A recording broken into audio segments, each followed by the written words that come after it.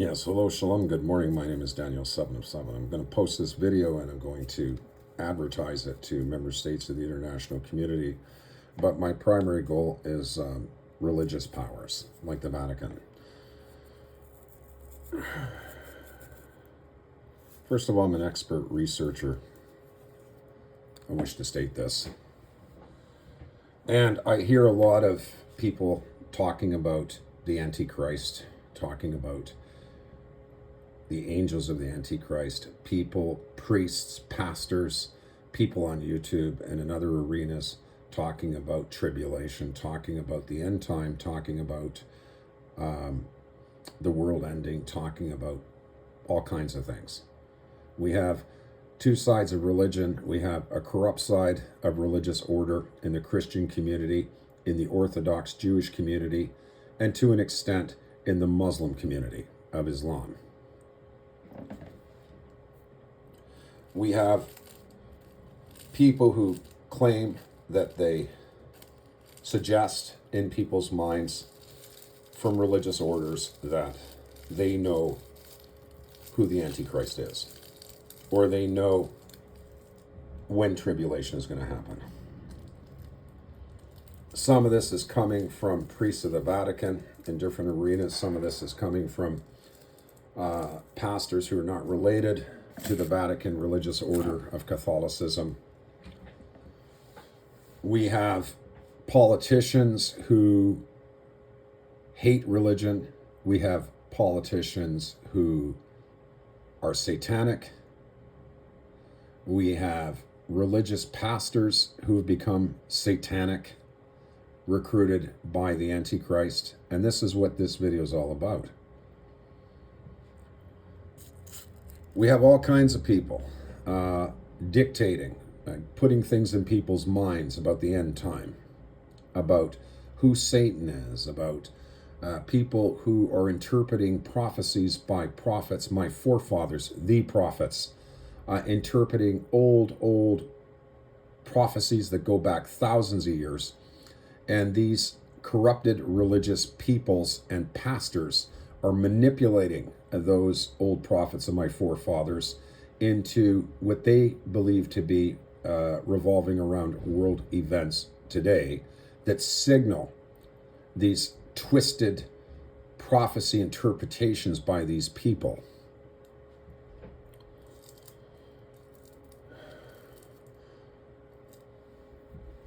The system around the globe, the actions of governments, the war in the Middle East, of the United States and Israel attacking Iran, okay? The Russian government, the American government, the Chinese government, and their sibling allies on each side, okay? These incidents are confusing the issue, the real issue behind all of it, okay? And these leaders are only looking at these events, okay, without the connection to prophecy, real prophecy, interpretable prophecy sent down from Jesus Christ and the Father and those chosen as prophets.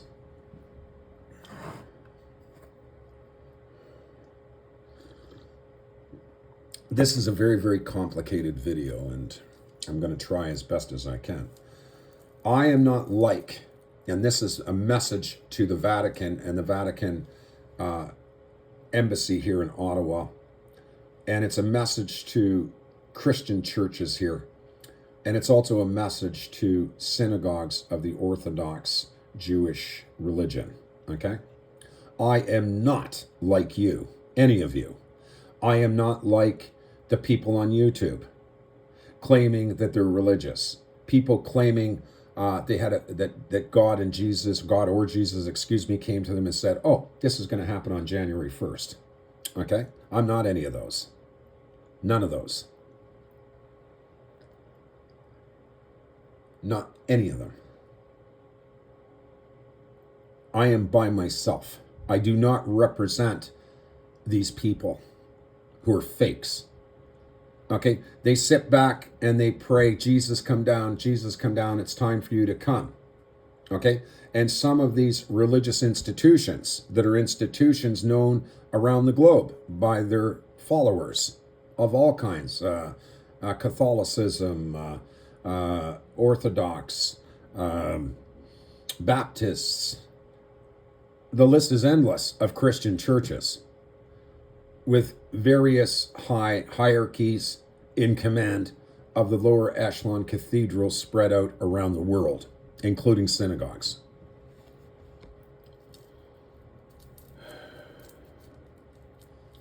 What do you do? What do you do when you're chosen by God as a prophet? Well, being a prophet is more than just what most people think. There are endless numbers of pastors and priests and Jewish people, even Muslim people, Islamic people, they're deacons, okay, they're priests. They all want to be prophets of God, you know. They all want to be prophets of God.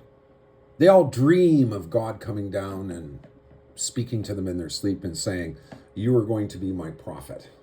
They all dream of that, right? They all compete with each other over that. Whose faith is stronger in God, who follows God, who honors his will and commandments and statutes, who honors Jesus the most, who is the person who sins the less throughout the religious order, wanting to be prophets of God, hoping and praying that, holding on to their Bible, having a cross on their bedroom wall, and living Christ, okay? And they say to themselves, after this kind of loyalty for years, for decades, why did God not choose me as a prophet? They ask themselves, right?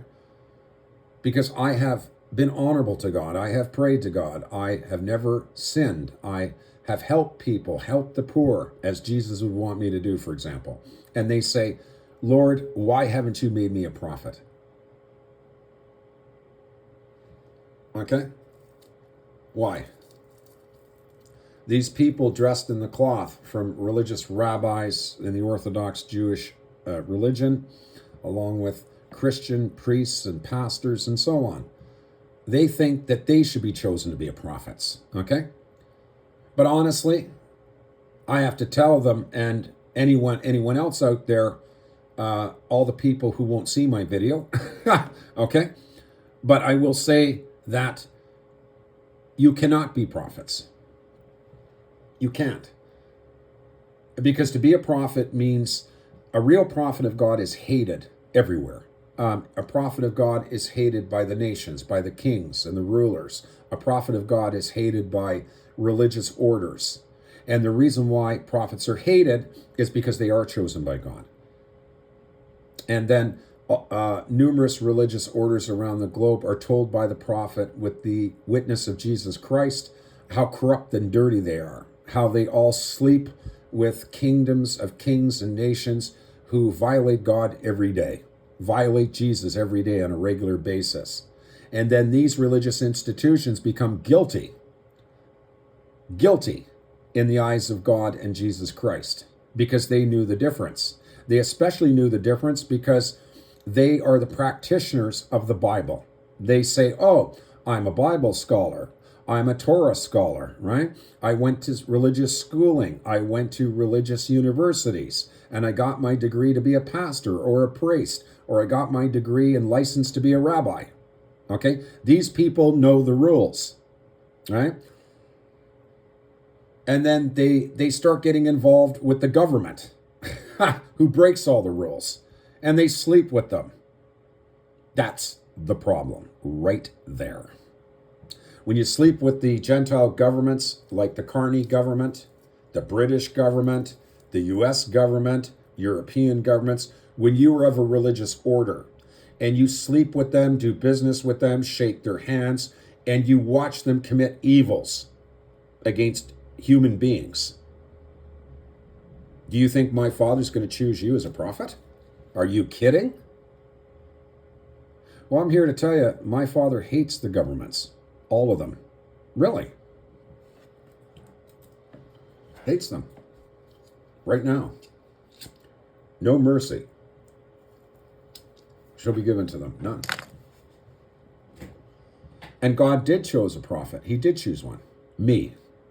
I am the real McCoy. Carney knows it. Trump knows it. Barack Obama knows it. The Russians know it. I don't mention it very often because I don't like to be accused of being self-grandizing or anything like that. Let me tell you something. Being a prophet of God, a real prophet of God, there's no such thing as self-grandizing. Because you're hated everywhere. No one likes you. I mean, no one. Why?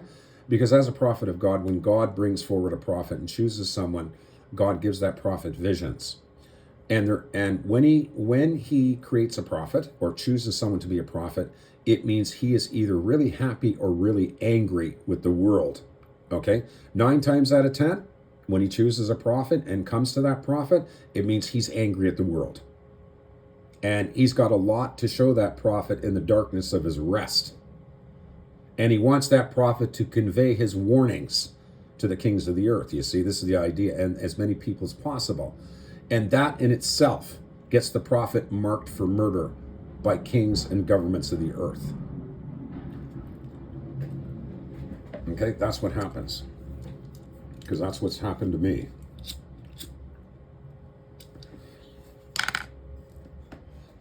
But being a prophet also has its rewards as well. Being a prophet and being loyal to God and Jesus Christ and the angels and the prophets of the past means that you have a place in the book of life. You're written in the book of life automatically by Jesus. Provided, of course, that you follow the 10 commandments of God. Provided, of course, you don't commit any great sins for which, like the Catholic Church, for example, and this is directed to the Vatican. You have confession booths. I'm sorry, forgiveness is not ongoing.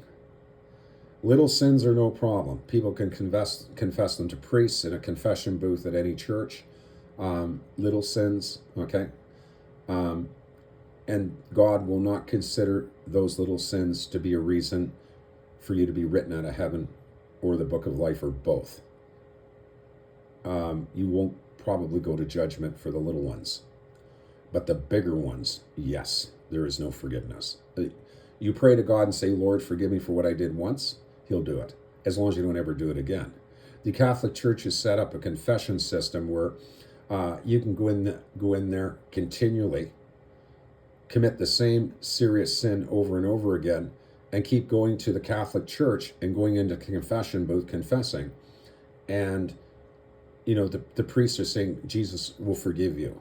No, that's not the case here. I'm sorry. It doesn't work that way. It worked that way when Jesus was here on earth 2,000 years ago, when he roamed the earth in the Middle East. Jesus was frightened out of his mind. And he tried to teach the people of the time period that you cannot stand up to kings like King Herod and mock him. He'll find out. You cannot mock the Roman army and its governor that have invaded your country, because they'll find out about it. You cannot fight back. You cannot draw a sword, because they will kill you. No courts, no lawyers, no judges in the time period. Really simple. You mess with the Romans, you mess with an evil king like Herod, as John the Baptist did, a wonderful man, a godly man who loved God. But he was mouthing off about King Herod and mouthing off about the Romans, and it got back to Herod, okay? As he's baptizing people, he's blah, blah, blah, blah, blah. Herod found out about it, sent down a spy to pretend to be baptized by John, okay? And John went blah, blah, blah, blah, blah about Herod and the Romans, and boom, it got back to Herod. Herod talked to his wife, and his wife said, I want John the Baptist's head on a platter because of what he's saying about us. Okay? That's your government of today. Mr. Carney, as an example, King Herod of Canada, and King Trump, right? And King Starmer. These men will have you beheaded by their security if you talk against them. if you hate them and show hatred toward them, and your hatred under God's rule of law is justified, that won't matter. But in this case, this is not like it was thousands of years ago. It's a little bit different now, because Jesus was, Satan was around in that time period. Remember, Jesus was tempted by Satan, right? And in simple terms, without, I don't, the video would be huge if I have to quote Jesus in the Bible. I don't want to do that, because this is, I don't have time to do that. But Jesus essentially kept telling Satan to go away, telling him to get lost. All right, that's what Jesus did. He resisted him. When Satan came to him and said to him, Jesus, I will give you all these cities if you bow to me. What was he saying? Let's start off there. What Satan was saying is, I run all the cities, and I run all the evil men in those cities. I run the evil King Herod is following me, and I have the power, Jesus, to have you murdered. That's what Satan was saying to him. Either you buckle down to me, Jesus, because all of my evil followers are the heads of the cities, including the synagogue. Okay? And if you follow me, I'll give you control of all of the evils in my cities, including the Romans and King Herod, high-level priests, the people of the hierarchy of the time period. That's what Satan was offering him, really. In a complete explanation, Jesus said, no, go away. So then basically Satan's decision was, okay, Jesus is going to fall. I'm going to have all the evil people, hierarchy people in the religious system that I control to destroy Jesus. And what did they do? They sent spies, right? They sent spies, particularly to Jesus. He's being followed around and spied on by the high priest of the synagogue at the time period. And they would come up to him, the priests, in person and question him as to why he violated the Ten Commandments, or he violated the Sabbath by going in to a forest and picking food for himself because he was starving. Or why, Jesus, do you help sinners on the Sabbath? Why are you healing people? Why are you doing these things? They're sins. No, they were not sins. Not sins at all. It's not a sin to help a soul on the Sabbath. It's not a sin to go pick food to eat on the Sabbath. But they said it was. This is Satan doing that back then.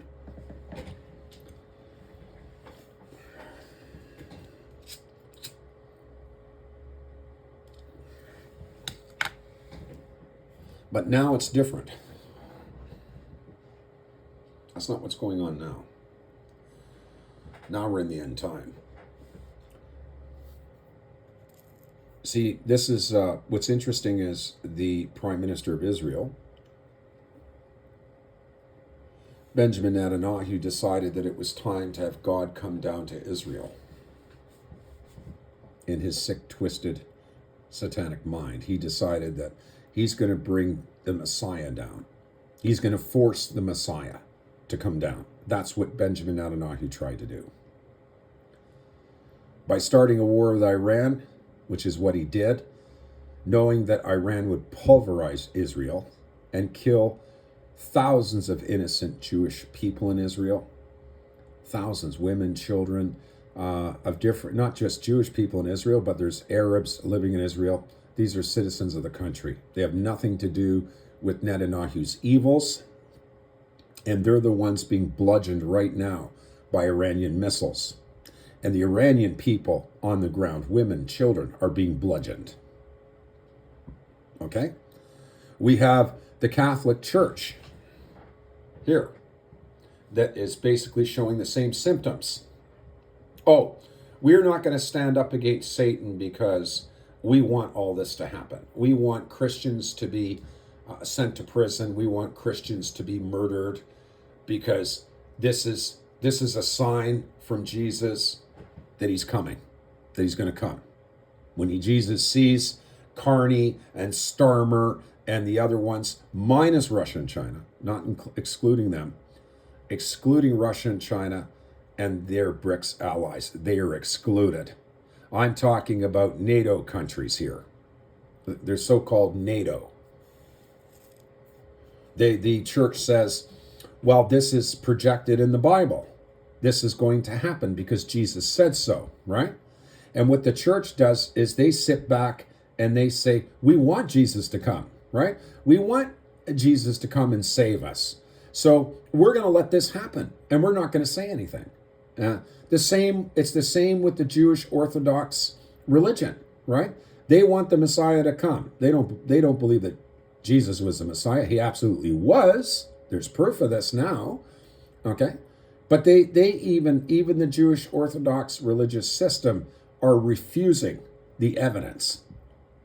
Clear-cut evidence that Jesus is the Messiah. He absolutely was and is. So the Orthodox Jewish religion is wrong, and they refuse to admit it. So what we have here is we have an Orthodox evil Jew named Netanyahu, right? Who says, Jesus, I'm going to force you, Jesus, Messiah, or Messiah, not Jesus. He doesn't call him Jesus because they don't believe Jesus was the Messiah. And Netanyahu says, I'm going to force you, Messiah, to come. I am going to attack Iran, and I know Iran's missiles are very powerful, and I'm going to attack Iran and have their missiles kill my people, innocent people of Israel on the streets. Not me, not my commanders who committed the evils, not the people in my army who murdered how many tens of thousands of Palestinians and little babies and children.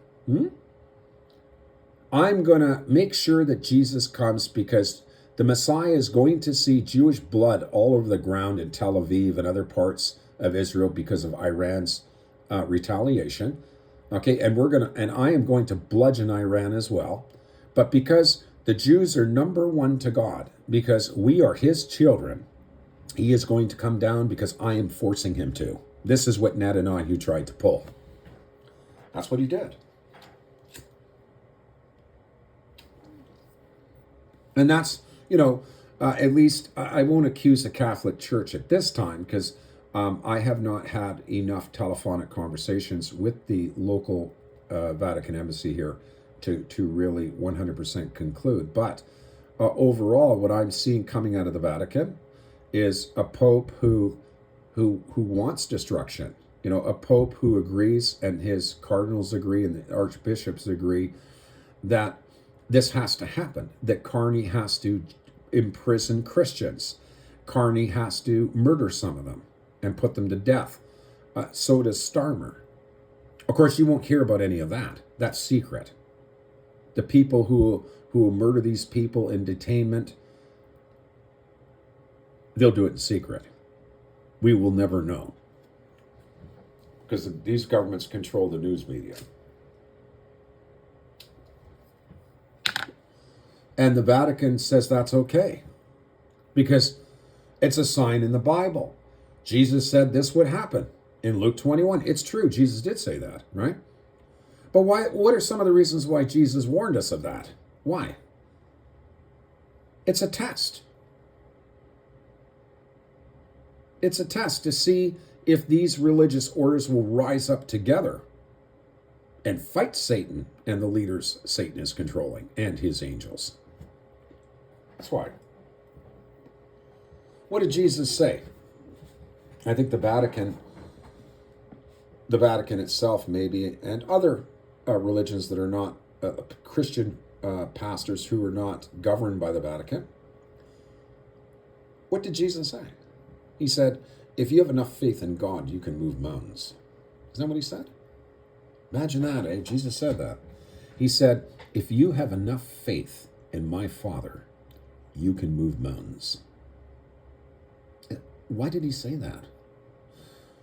Why? And I point this video to the Vatican in particular, okay? Why did he say that, Pope Leo? Why? What did he mean? When God told us, for example, as I said to Father Jim just now, a little while ago, when I said to him, Father Jim, what message was the Almighty giving us? Not Jesus, the Almighty. Jesus, Father, God. What was he saying to us, though, God when he said, I am sending Satan and his angels. I'm going to kick them down to earth, force them down to earth for the final battle between Gog and Magog. When God said that, what was he trying to tell us?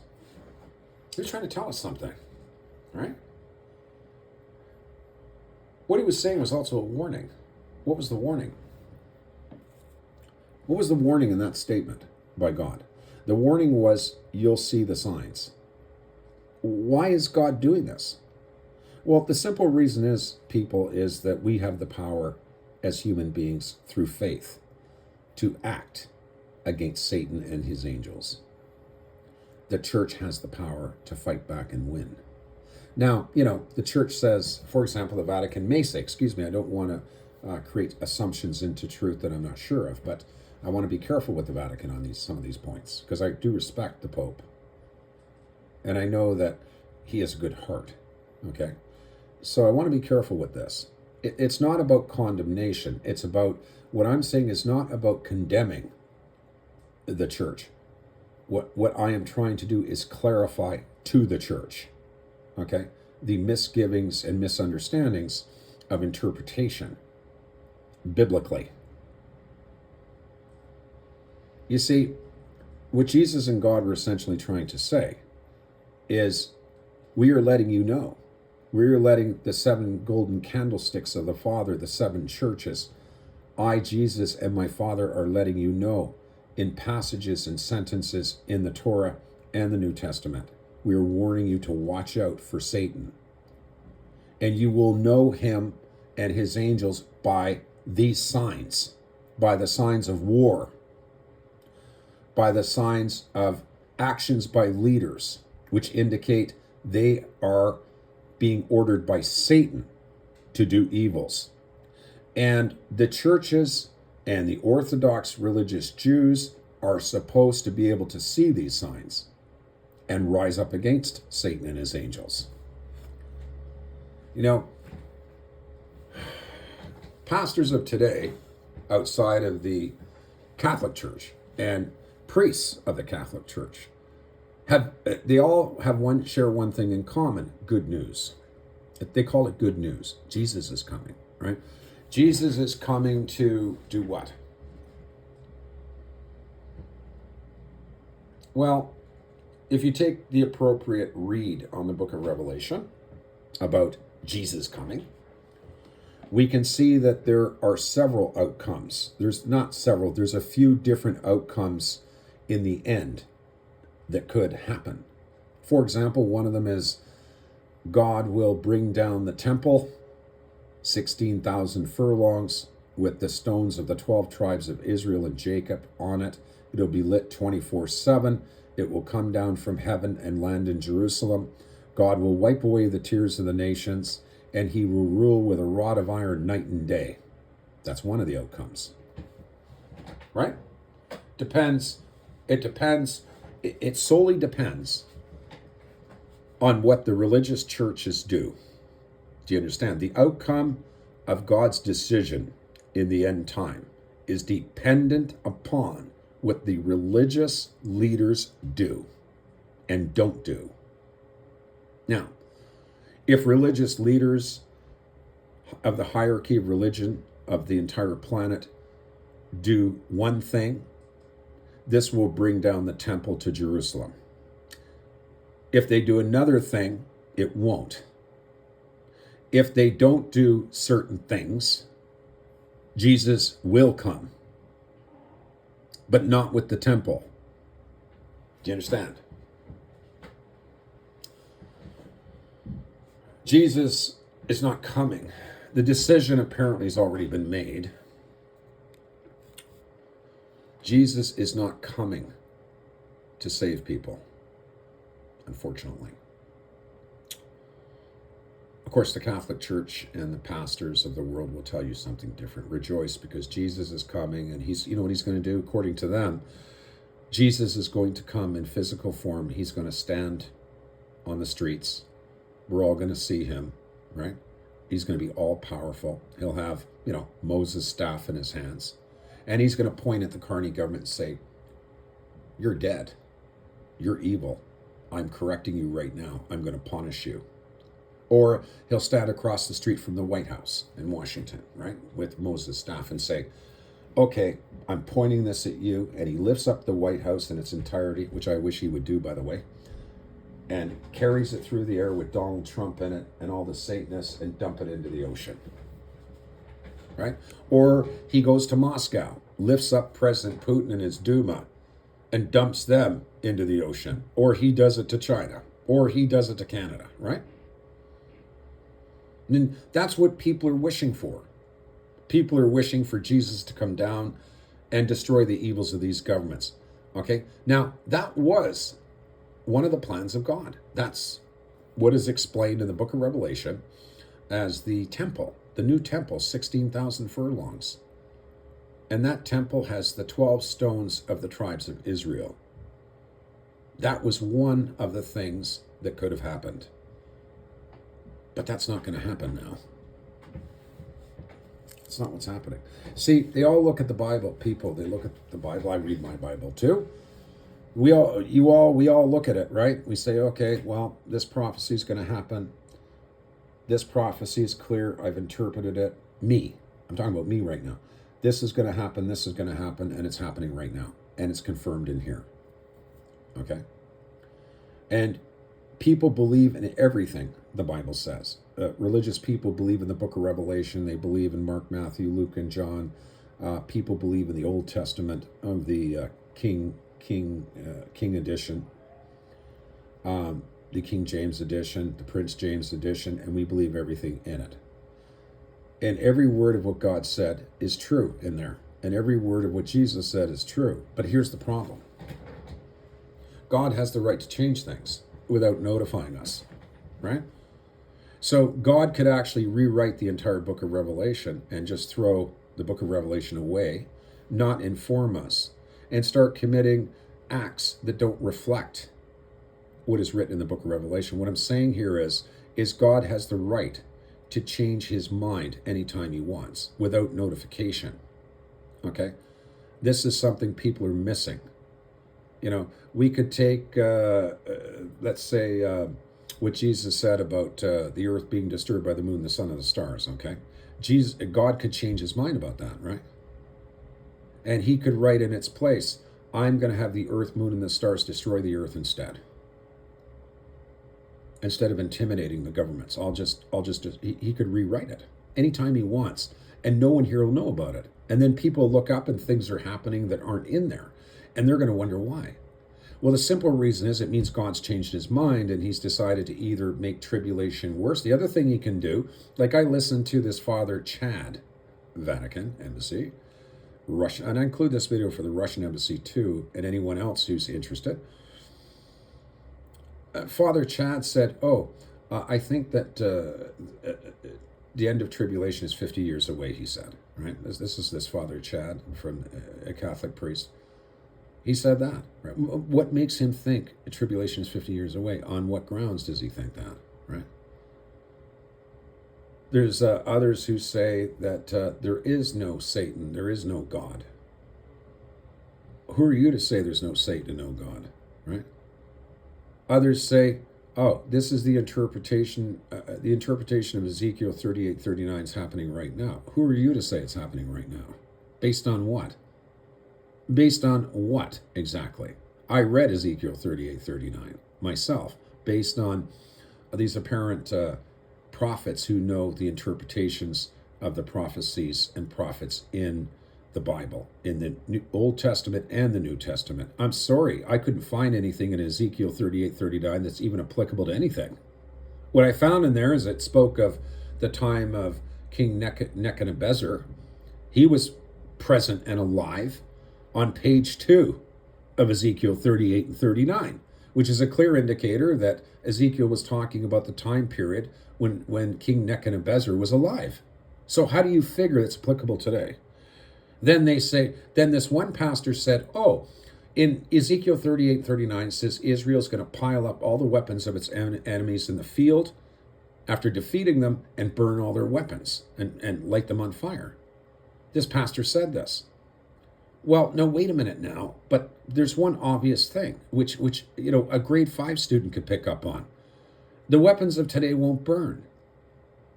Guns are made out of steel. They don't burn. You can't burn them. So what was this person saying? Now, if it was spears and arrows and that kind of thing, yes.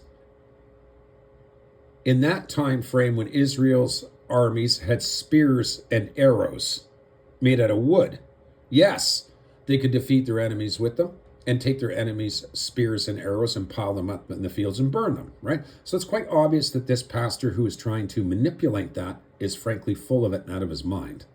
And he's begging for people to believe in something that they can read themselves and know he's a liar, that it's not true. And then there's Jeremiah 49, they say that Jeremiah 49 applies to the people of Iran and the Islamic Iran now, that according to Jeremiah 49, this current war with Israel is going to happen. And as a result, all of the Iranian people are going to turn from Islam to be Christians. Really? Well, those that say that, how do you figure that? On what grounds? Do you have proof? Do you? Well, I do have proof. Real proof. Actual statements by Jesus Christ and statements in the Torah that are true, that are easily interpretable, like Daniel 11. Daniel 11, chapter 11, talks all about Donald Trump and Netanyahu overrunning countries in the Middle East with armies and killing their citizens and overtaking them by force. And Daniel 11 says that other nations in the Middle East, they shall take over through pleasures and wealth and riches and bribe their leaders. What has happened in the Middle East? Donald Trump and Benjamin Netanyahu have overrun countries in the Middle East by force, taking them over. Let's see, Libya, Iraq, Syria. They tried with Afghanistan. Okay? Just as a few examples. They forcibly conquered and murdered their peoples and murdered their leaders by force. But the Arab kings of the Middle East, the oil barons, the United States and Israel bribed them with pleasures and false Abraham Accords that were false. Do you understand? They bribed them. Exactly what it says in Daniel 11. Now that is a correct interpretation. Or how about Jesus Christ in Luke 21? He said, in the end time, the earth will be disturbed by the moon, the sun, and the stars. The earth is being disturbed by the moon, the sun, and the stars, and every nation knows it. Okay? Every government knows it. What Jesus said about the earth, the sun, and the stars is actually true. That's interpretable, isn't it? And in the book of Revelation, for example, God said, nations shall rise up to burn the whore, right? So if you look and see what's going on right now, who's the whore? Well, if you're not sure, read the other part about the whore in the book of Revelation, where John says, the whore that sitteth upon many waters. And obviously the whore is evil, right? So what country is sitting upon all the waters? Shall I tell you? Well, clearly, the American government and their 20 aircraft carrier fleets are in every ocean, spying, watching to intimidate and threaten for Satan's recruit in the White House. I mean, it's very simple. Then Jesus said to John, well, the whore will say, here I sit a queen, I shall have no sorrow. What has the United States kings and the White House constantly indicated to the world? That if you murder one American citizen in a foreign country, or if you murder American citizens in your country outside of the U.S., we will come and bomb you. So how do we translate that? What it means is the American government considers their citizens as a race to be the number one important race over all other people in the world. That's what it means. The American government has created their citizens as the supreme race of over all the earth. That's why Jesus said to John in a sign, "Here I sit a queen, and shall see no sorrow." God and Jesus mentioned the dragon and the beast with 7 heads and 10 horns, and the whore that sitteth atop the beast, and the dragon with 7 and 10 horns, right? Dressed in scarlet. Scarlet is purple, by the way. The American flag, the stars, the stripes, the red and white, okay, is set upon a purple color. If you go look at an American flag that's in a museum, say dated 1850, okay, the background color for which the stars and the red and white are laid upon is purple, scarlet. The Americans were smart, though. They knew they would be identified in the book of Revelation as the whore, dressed in scarlet.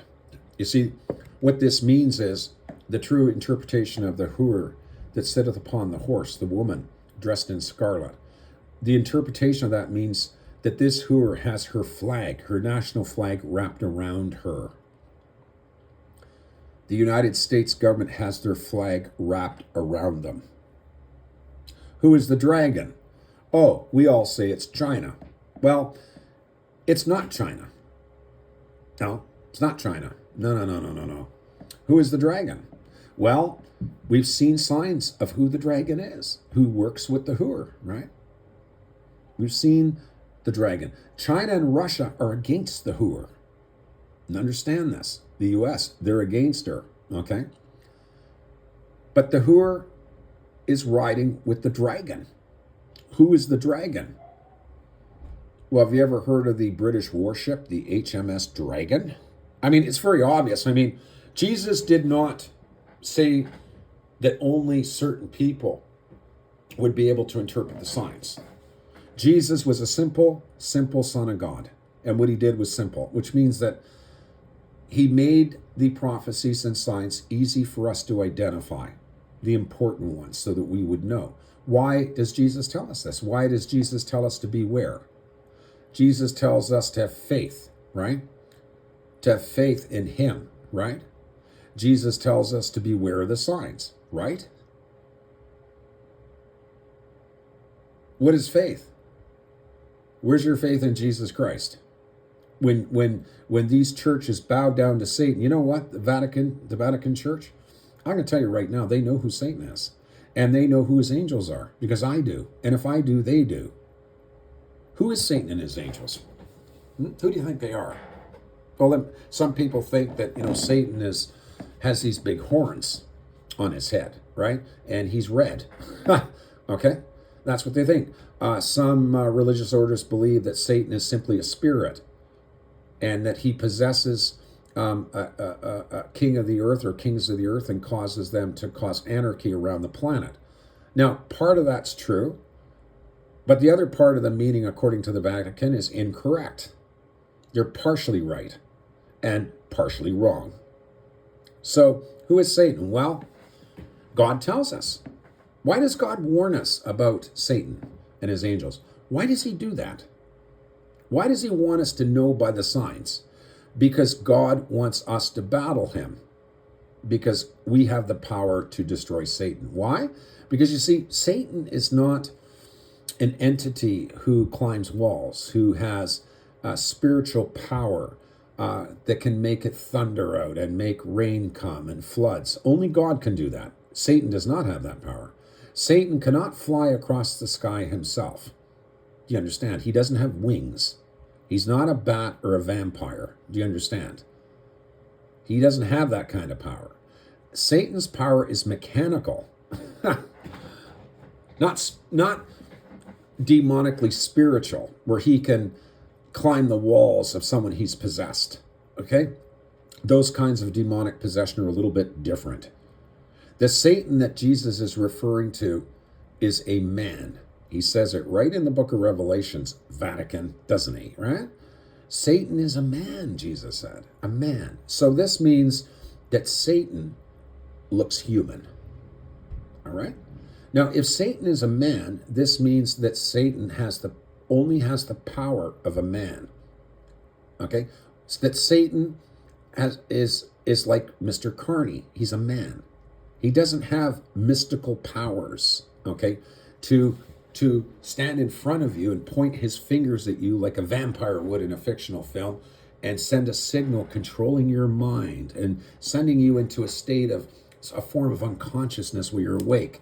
And he points his fingers at you and uses his power on your brain to control you. And then he comes up and bites you on the neck and you don't even know it while your eyes are open. People have turned Satan into that kind of power, the power of a vampire, but he doesn't have that. What did Jesus say? Jesus said, Satan is a man. And if he's a man, that means if he's a man and he's human, as Jesus said, that means the church can destroy him. But the church has given Satan all these powers that he doesn't have. He's a man. That's what Jesus said. Jesus said, Satan is a man. His number is 66.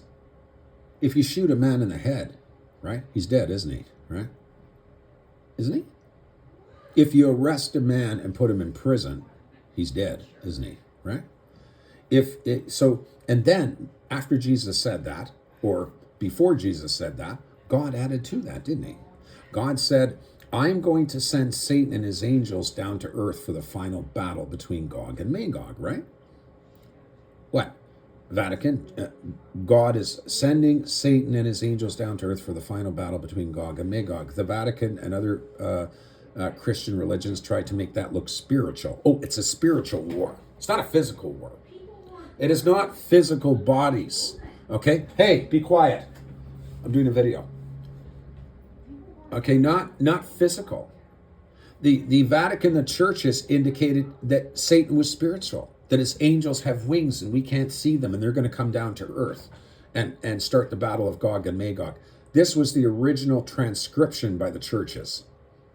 But this has turned out not to be the case. We have found out, and they already knew it.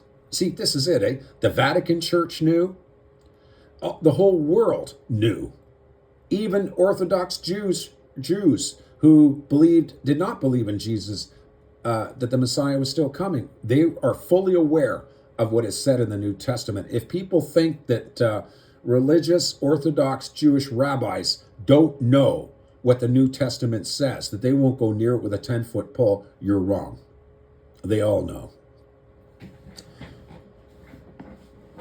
So God says, I'm going to send Satan and his angels down to earth for the final battle. Jesus said, and this is in the end time, right? This is that the Antichrist comes down with his angels. God forces him down to the planet. And Jesus says, but Satan's a man. So this means, in conjunction with what God said, this means that Satan and his angels are humanoid. How do they come down to earth from heaven if they're humanoid? If Satan's a man and God is kicking Satan and his angels down from heaven, which means outer space, by the way, for those of you that aren't aware, then how can Satan, if he's a man and his angels are humanoid, how do they come down from space to earth for the final battle of Gog and Magog? I mean, how do you do that? I mean, Satan can breathe in outer space. He doesn't have to breathe air up there with his angels. That doesn't make any sense. Then it was stated by God that there are those whose home is the surface of the earth, and there's those whose home is the heavens. So what was God saying? What God was saying is us, humans, right? Our home is the surface of the earth. Okay? But others like us, who are similar to our form, bodily form, their home is in the heavens, in outer space. How could their home be in outer space? How's that possible? Their home is their spaceships in outer space. Simple. When these three indicators in the Bible converge together, okay, what this means is simply that the Antichrist is a humanoid. His angels are humanoid. Now, the church agrees that the Antichrist will come down and take over leaders. That also means his angels will take over as well. Now, if they're humanoid, what are they going to take over? What? Well, first of all, it just all comes together. The Antichrist, of course, is going to want to take over an army of a superpower, right? He's going to need to take over a superpower, because the Antichrist will use that superpower and its leadership and its armies to commit evils around the globe, right? But how does he do that? He can use telepathy. This is a common thing with alien races. Remember that God spoke to Moses when Moses came down from the mountain. He said, "God did not speaketh to me like a man speaketh to a man." Moses said, "God spoke to me in my mind." I'd like to remind people of that. That is factually true, which means that God spoke to Moses at the burning bush telepathically. Telepathically. Because that's what Moses said. He spoke to me in my mind. So it's clear that God uses telepathy. Perhaps God can also speak to you. He speaks to you in your mind. For example, this is proven in Numbers. It says in Numbers in the Torah. It says, basically, and I'll put it to you in words you can understand. God says, when I want to speak to someone, I will come into them in the darkness of their rest, and I will speak to them and give them prophecies and riddles. That's telepathically, which means that when you go to sleep, if God chooses you, right, he will come to you telepathically in your sleep. He'll talk to you in your mind. Not by voice while you're awake. Sometimes he will, but he'll talk to you in your mind, whether you're awake or asleep. He will talk to you in your mind. And he said, but Moses, he said, I talk to face. What else did he say? What else did he do with Moses, now that we're pulling that one up? God said to Moses, I shall put you on the cleft of a rock. I will cover you with my hand. He said, I will pass you by. Moses. Moshe, to the Jewish people. In Hebrew, I think it's Moshe. And he said, when I wrap my hand around you, Moses, and place you upon a rock, I shall pass by you. You shall see my back parts, my body parts, but you shall not see my face. To see my face, you shall surely die. This is stated in the Bible. My Prince James Bible. I don't know about the King James Bible. I'll have to ask my wife to cross-reference. Okay? So, okay, let's get back to what I was saying. So, okay, Satan's humanoid. God kicks him back down to earth with his angels. His angels are humanoid. But the problem here is, and in order to cross-reference the interpretation, you have to look at the Book of Enoch, because the Book of Enoch makes it very clear that watchers, what are watchers? First of all, in the Book of Enoch, what does Enoch say watchers are? And what are watchers? The watchers. They keep referring to them as the watchers.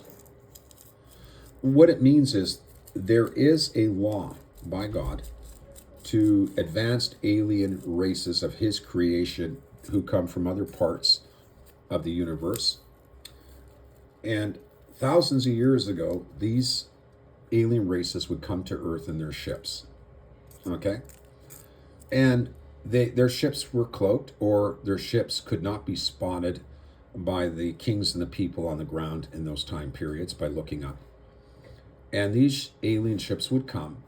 Okay? Some would land on Earth in areas that are not populated. They used Earth as sort of a supply depot, if they needed some form of supplies, or they needed water, or they needed some form of plants or food, they would come in secretly to Earth with their ships not seen, and they would land and send their people out of their spaceships to collect what they need for supplies and depart without humans ever seeing them. They're still doing this today. And why are they doing this? Well, there's two reasons. First of all, Many alien species see the governments of the earth as evil, warmongers who want to kill each other. And alien races of God in the universe are way beyond that. They believe in peace and tranquility. They follow the laws of God. They follow his commandments. Okay, they do. Some of them are very good, and he loves them. But he made a rule. And the rule was, you watchers can come to Earth in your spaceships. You can orbit Earth, okay? And you can look upon the human race that I have created, okay? You can look and see what they're doing and how they're growing, but you are not to interfere. You are not to go down and give them technology. You are not to go down and teach them things about space or about the stars, to navigate the stars. You are not to teach them. They are left alone to advance on their own according to my will. That was the rule. Well, what happened? Well, a watcher came. Watcher refers, by the way, to alien ships that come to Earth. The term watcher means they come in their ships, they orbit us, okay, and they look down upon us without us knowing they're there to see how we're progressing. They were allowed to do that. But then what happened was one of them broke the rules, okay? And this alien race, they were spiritual. They were physical beings, yes. Spiritual in the sense that that God gave them life forever. They would never die. This is what the term spiritual means, but they were physical beings, okay? They looked down from their ship and they saw the women. Basically, these physical beings were sexually horny, to put it quite frank. And they saw that the women were beautiful, and of course they got an erection, right? A physical erection. So they couldn't help themselves. The women were so beautiful, they had to go down, and they did, in physical form. They introduced themselves to the kings. I guess they cut some kind of agreements or accords with the kings, and they were able to marry their women who were beautiful and go into them and have sex with them and make them pregnant. But God made sure that the pregnancies, the ones that were born were ugly and big and tall, called the giants. That's what God did. He cursed the pregnancies because they broke the rules. That's what happened. They came down in physical form. Enoch gives their names of the ones that came down. And in exchange, they gave technologies, how to read the stars, astrology, astronomy, how to form metal, how to build things out of metal. They handed all kinds of technologies that God forbid, okay, for humans to be able to, over time, learn for themselves if God would permit it.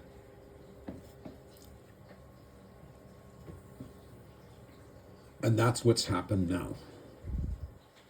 They did it again.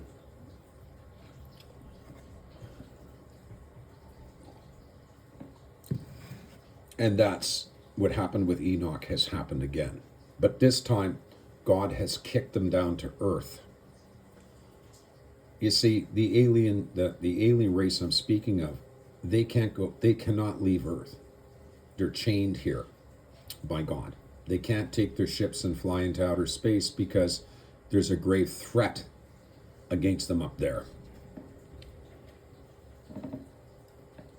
He has kicked them down here. Why did he kick them down here? Well, there's one big thing in the Torah and the New Testament that says God will test you. God tested Job, right? God cut a deal with Satan over Job. They made a bet. And Job suffered as a result of that bet. Suffered, lost everything, lost his family, lost his property, lost his animals, lost his friends. He lost everything. But if he kept his faith in God, even though he lost everything, then God would win the bet against Satan.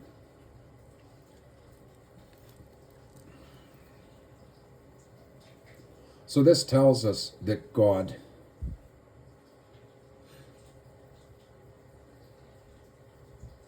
communicates to Satan, as he does with any other alien.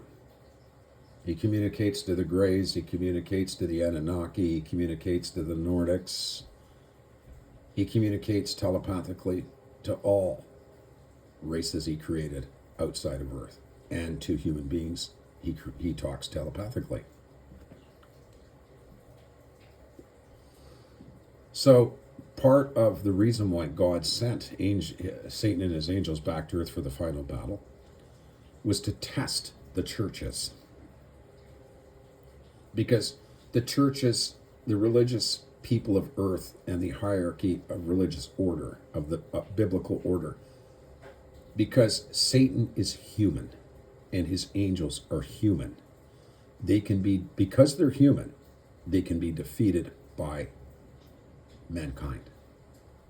If what Jesus said is true and Satan is a man, then that means he's just like me and like you, only he's not from here. He's from up there. He's an advanced humanoid. Do you understand?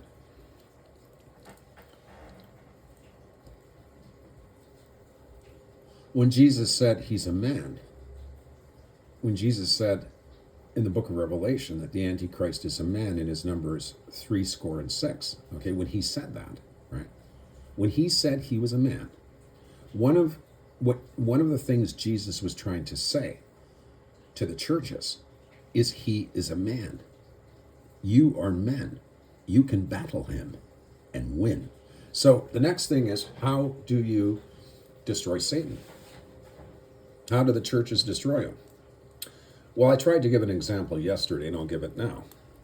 Okay, so we have concluded so far in this video that Satan is a man. Then we can conclude that he's from outer space.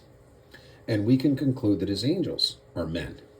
And we can conclude that he came here in spaceships, that God forced him down to Earth in his spaceships. Okay? And his crew, all male, are his angels. Do you understand so far? So next is, how does Satan gain power when he comes down to create this final conflict? How's he able to do that? He's a man. His angels are men. How are they able to do that? Well, first of all, secretively, Satan would have to communicate, have diplomatic discussion threads with selected leaders and governments. In this case, in the end time, he chose NATO. Not Russia and China, or President Putin or President Xi Jinping. He chose NATO leaders. What NATO countries did he target first? I mean, as far as leaders go. Well, first of all, Satan has to, in order to run the show on Earth, first of all, he has to cut deals with leaders. Okay? He has to get them in his pocket. The next thing is, in order for Satan and his angels to cause trouble and bring the end, right? He has to take over that nation's security. But he has to have the blessing of the leaders that he cut deals with to do so. And Satan will pick a superpower. What is a superpower? Well, there are three of them: Russia, China, and the United States. A superpower is a country that is powerful.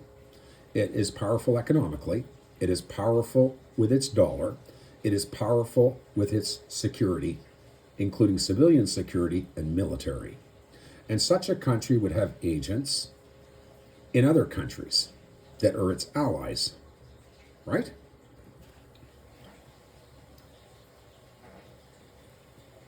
So God says he's going to kick Satan and his angels down to earth for the final battle. Now, stating that, we've discovered now what Satan will do with the leaders, right? How he'll bring them into his fold, right? So God kicks him down with his angels. Now, what is the mission of Satan's angels, since they came with him, right? What is it that they are going to do under his command, okay, to take over and cause anarchy and destruction around the globe? Well, obviously, within the context of however he bribed the leaders that he chose, he said to them, "My angels are with me, And as part of our agreement, I will give you more power. But my angels are going to need to secretly be placed in your security. And you are to give them power over your army and power in civilian security over your citizens. Right? And then my angels will run your security, will run your military power.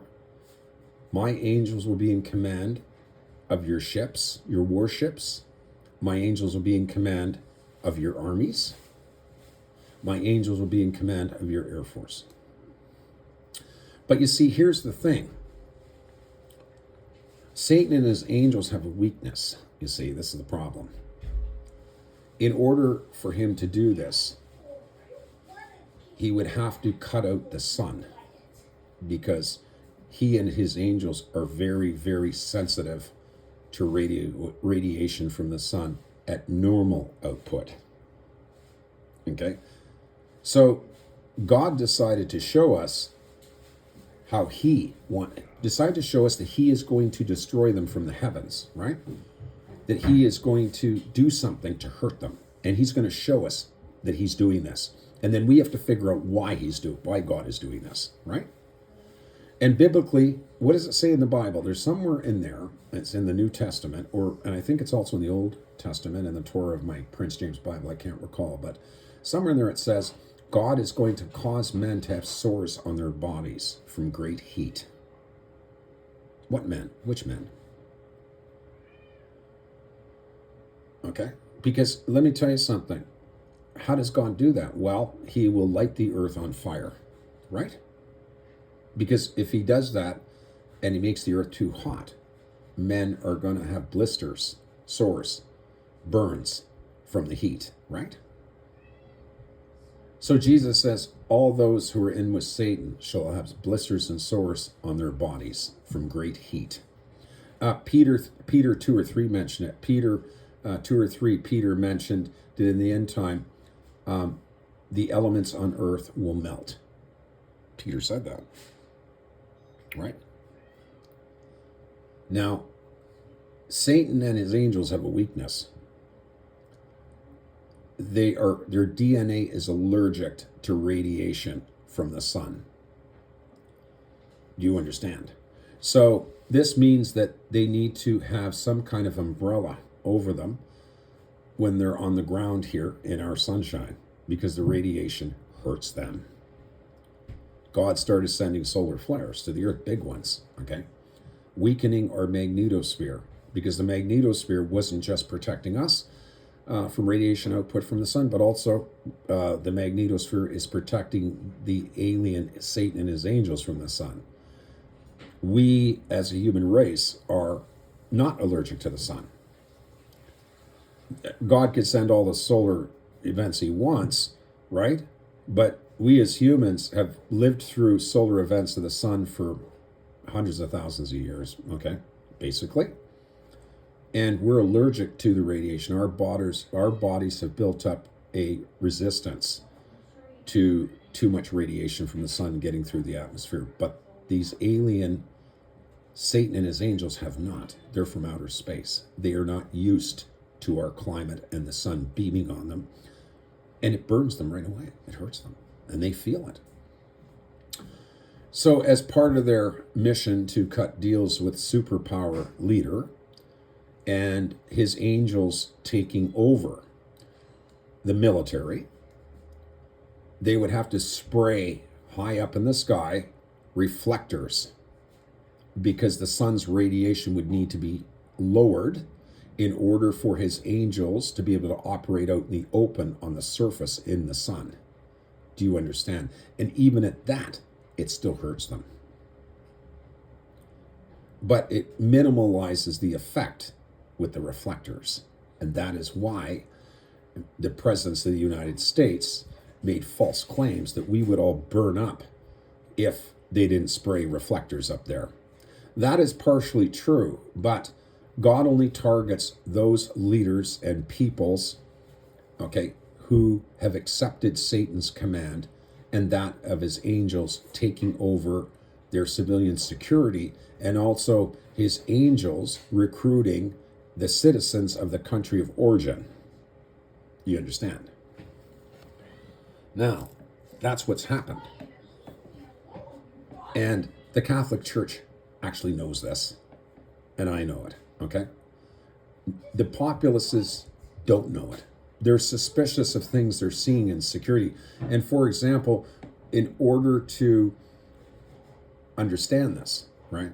When Satan makes agreements with the leaders, this means that the leaders will start destroying their charter and constitution. They need to take the freedoms away from their people, because sooner or later, his angels are going to be seen in their actions, their illegal, satanic actions of crime and murder and torture. And his angels will not act within our laws of protection of innocence. And also, the other reason for this is because Satan and his angels hate God and Jesus. So, because he knows this. That's why he's sent down here and kicked down to earth as punishment. So, that being said, they're going to want to go after all those of God. Okay? That's the other problem.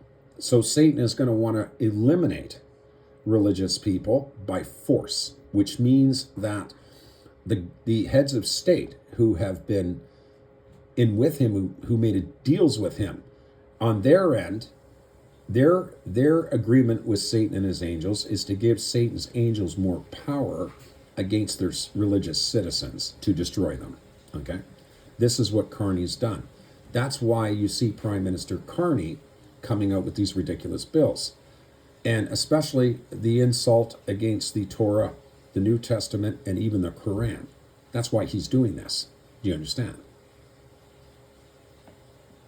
Well, the question is, you might say, well, how do I conclude that? Well, from my being a prophet and all the prophecies I've had in my sleep where God has come to me with his angels, here's the thing, okay? We've watched God attack nations. We have watched earthquakes, tremors, volcanoes pop off, people dying in earthquakes, volcanoes and other things, tidal waves, and we've seen high winds and tornadoes and big, huge cyclones. The winds over 200 miles an hour hitting the Philippines, for example, and a lot of people dying and property trashed and ruined, right? Okay, but not Canada. Canada has virtually been free of any of God's natural acts. We've had no volcanoes erupt. We've had no big quakes in which cities fall on their heads, and as a result, a lot of people die. Children and families and government and security dying in the concrete, okay? We haven't had any volcanoes erupt and destroy cities. We haven't had any 150 mile an hour winds. We haven't really had any tornadoes damage our cities. Nothing. Canada is virtually an unaffected country compared to the natural events that have occurred against other countries who have lost people, dying people. Also included in this is floods, rain floods that flood these cities, and people die and drown, and their property gets dragged away, and cars, and it's terrible, okay? But Canada, why would Carney hate the Bible? Canada has not been affected by these things. Yes, we've had some forest fires. We had a plague called COVID. Yes, true. But nothing like the other nations have received. Nothing, not even close. Canada, as you look at Canada, it looks like Canada's been blessed. God has not touched Canada. Okay? What did Jesus say? Jesus said, the last shall come first and the first shall come last. Isn't that what he said? That's part of the answer right there. But yet Canada is one of the most evil governments on earth, and one of the most evil securities on earth. Do you understand? So Canada Carney, you would think that Mr. Carney and his liberals would think, well, we've been blessed. God has not hurt us. God has not dropped Toronto, the city of Toronto on their heads with a big quake, right? You would think Carney would say, oh, thank you, Lord, for, I'm going to be a better prime minister. I'm not going to hurt the Canadian people. I'm going to enforce Christianity. I'm going to believe in the interpretations of destruction indicated biblically. And I'm going to fear that. And I'm going to fear Jesus. And I'm going to fear God. And I'm going to enhance religion in my country and get people to believe in God. And that going against him means destruction. I shall use the volcanoes erupting in other countries, the earthquakes, the tidal waves, the cyclones, the floods, the tornadoes. And I shall encourage God into the people to fear him because he has blessed Canada, right? I mean, that's what he should be thinking. But he's thinking the opposite, right? For no reason. See, this is it. Carney has no religious reason to go against the Bible. So, he made a mistake there because by doing that, he's showing something else, okay? And it's the same with Starmer of the UK. Remember, biblically, what does God speak about the whore?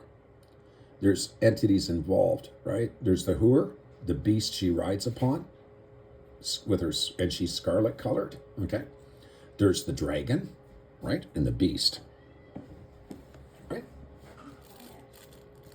Great Britain is the dragon, not China. The British.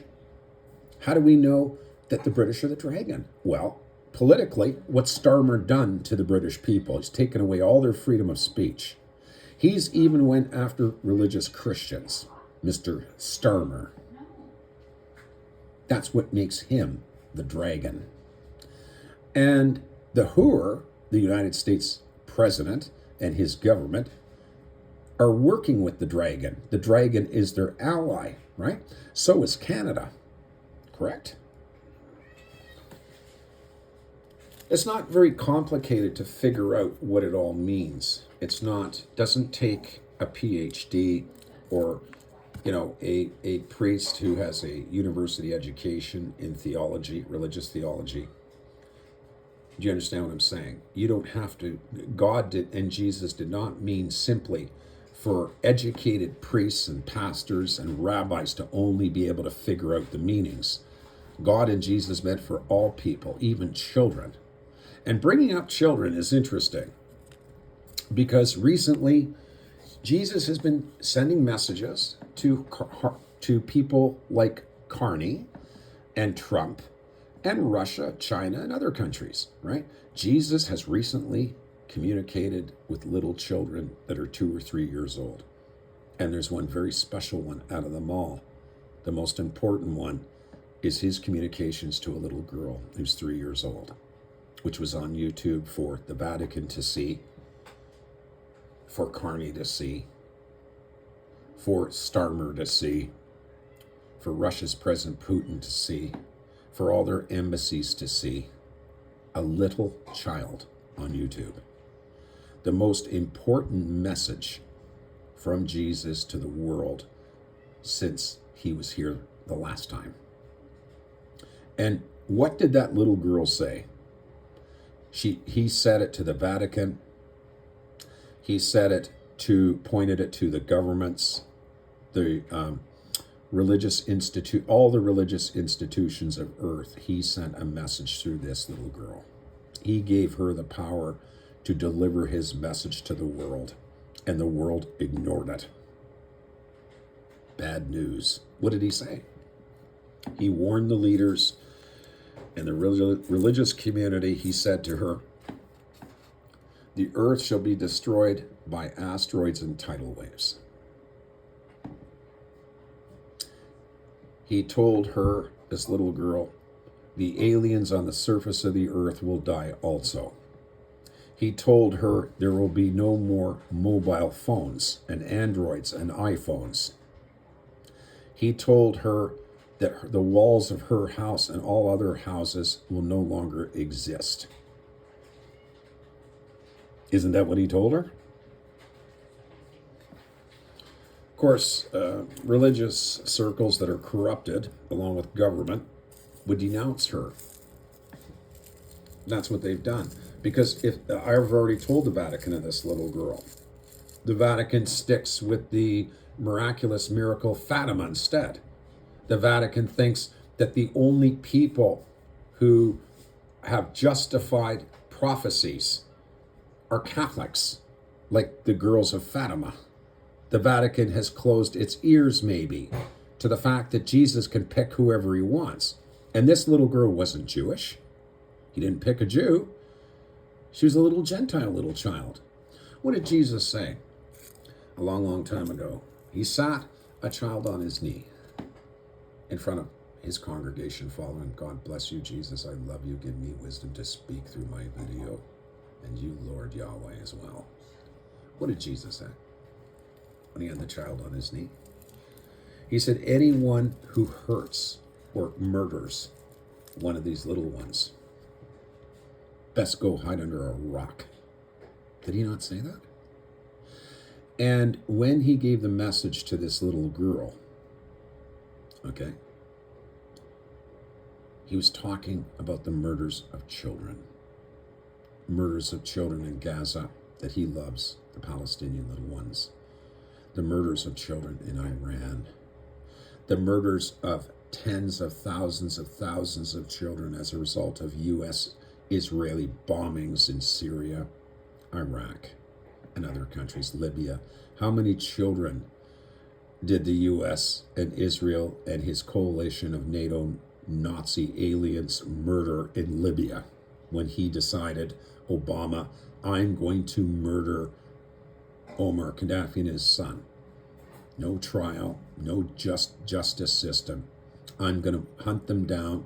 I'm going to put craters in Tripoli and kill lots of civilians on the ground, women and children. But I am going to eliminate Omar Gaddafi and his son without any kind of trial. Well, they did the trial of Saddam Hussein, didn't they? I have no doubt Saddam Hussein was evil. Sure he was. He committed evils. But whose evils are worse? The ones that accused Saddam Hussein of evils, or the ones that murdered him? Here is the U.S., who are the most evil country and military on the face of this earth, who have killed more people since World War II and civilians than Saddam Hussein could ever kill in 50 lifetimes. So we have the head genocider murderer, the United States, judging Saddam Hussein, another sort of murderer and genocider, he did torture his people. This is true, there's no doubt about it. But the problem is, it wasn't that the United States White House suddenly decided, we're going to clean up our acts, we're going to stop committing genocide, we're going to stop murdering our own citizens, we're going to stop arresting and trying to imprison those who come forward with evidence against us that we've kept secret of our murders, like Julian Assange and his video of U.S. helicopters shooting innocent journalists on the ground unarmed and killing them. Those kinds of things. The U.S. went to cover up its own murders, right? And keep them a secret from the people while they are judging Saddam Hussein of his murders and sentencing him to death without even a trial. He was told to sit down and shut his mouth by the judge. I saw the videos. Saddam Hussein had no lawyer. He had no rights at all.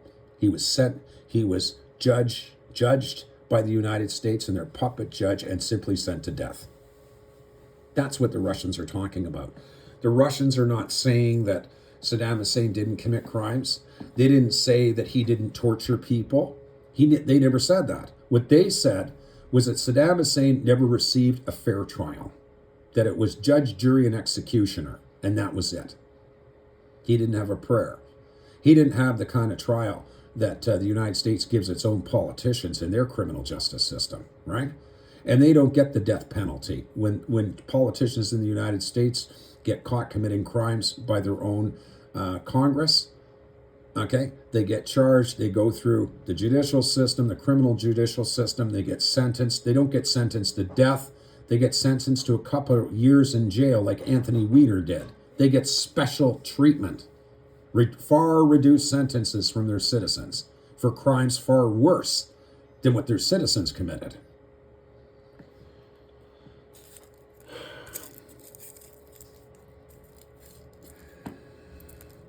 Now what we see going on is what I said would happen, that nations shall, as Jesus said, nations shall turn on the whore and gather together to burn her to death. That is what the United States is going through right now. Okay? It would have happened later rather than now. Now, this filthy president is hiding and saying it wasn't me.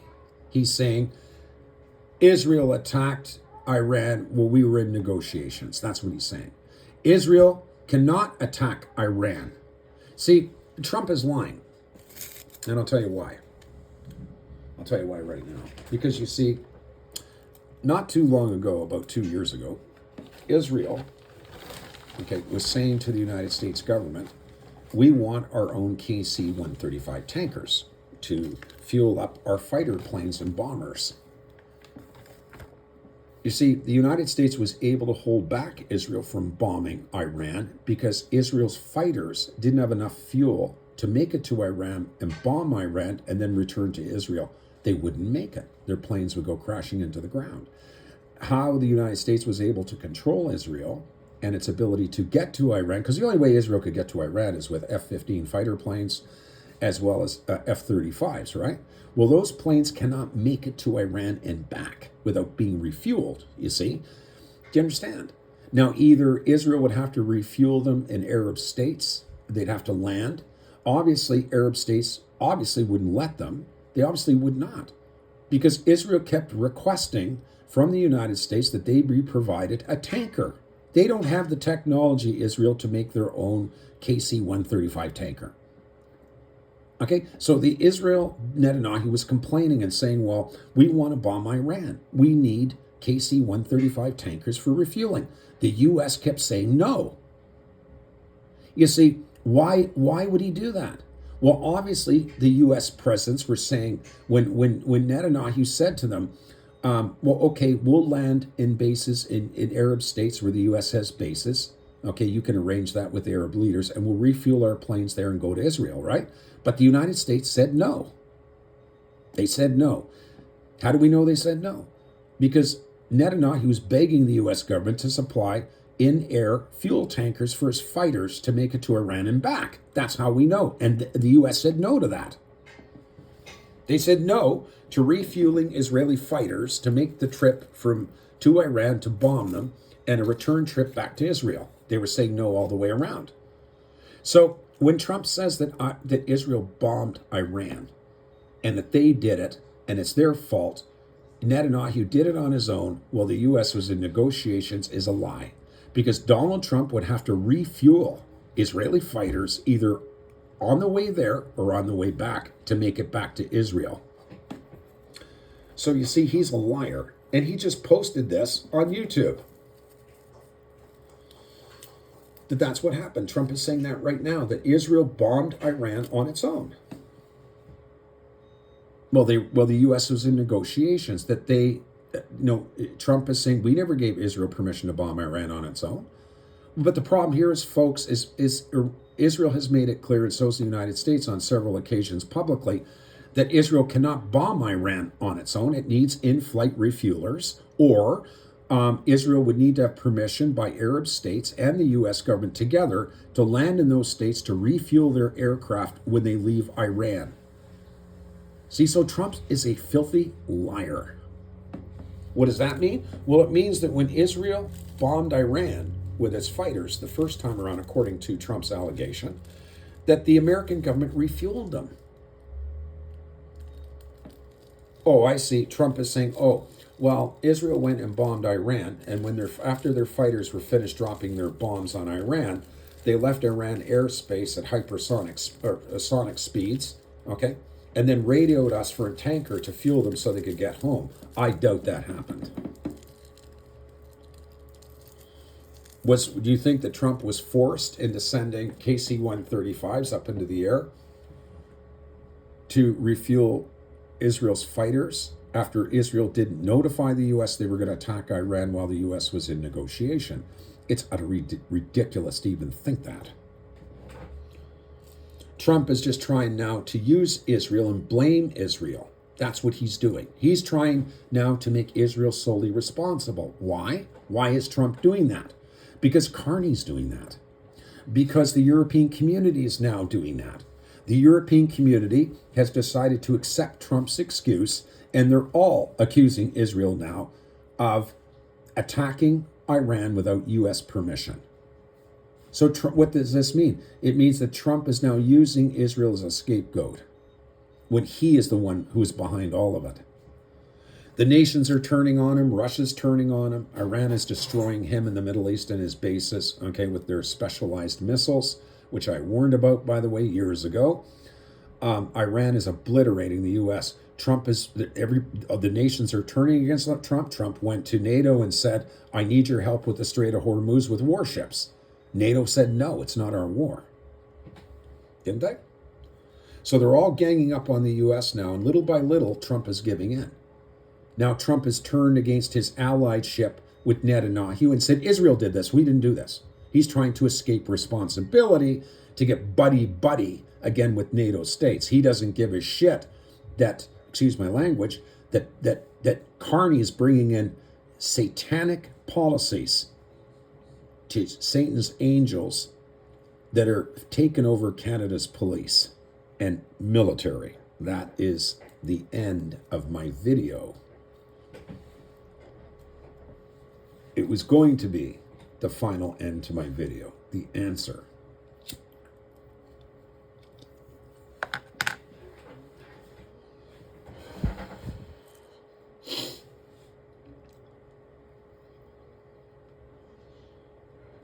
You see, regarding Israel, yes, Benjamin Netanyahu's evil. Benjamin Netanyahu, they knew that Benjamin Netanyahu hated the Palestinians and wanted them gone.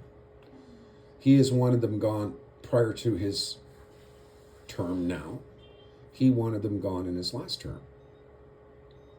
Torturing them, the Palestinians. He wanted them erased. Erase the problem completely, and the problem doesn't exist, and therefore Russia and China and other countries cannot get a two-state solution. That was Netanyahu's decision. And Satan and his angels, who are in charge of Trump and his civilian security and military, along with Carneys and Starmers, and perhaps a few other NATO states in Europe,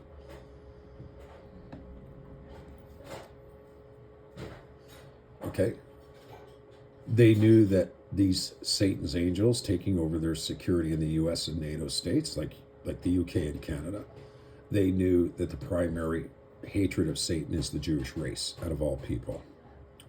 In Israel is the home of Christianity, the home of Jesus, the home of Abraham, Isaac, and Jacob. You know, the home of Joshua, right? The home of Jesus Christ.